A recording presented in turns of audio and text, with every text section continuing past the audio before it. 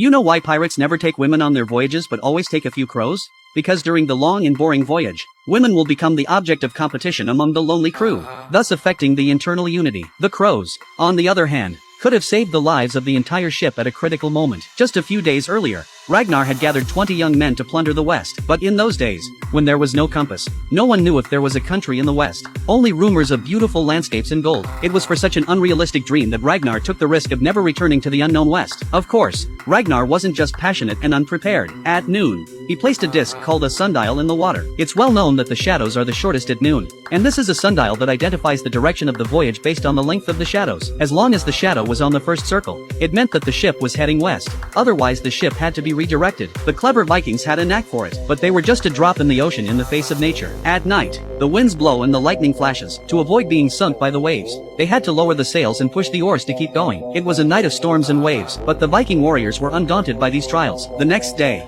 the storm finally ended, but the fog filled the sea, blocking out the sky and giving visibility to less than 50 meters. This meant that the sundial was no longer useful. Ragnar hoped for his heliotrope, but what good was it if he couldn't see the sun?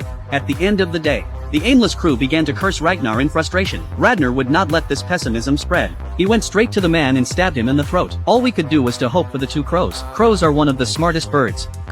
If they are released at sea and don't find a place to land, they will fly back, and once they find land, they won't fly back. This is how they can tell if there's land nearby. Hours passed and Ragnar prayed that the crows would not come back, but the next moment there was a bird's cry in the sky.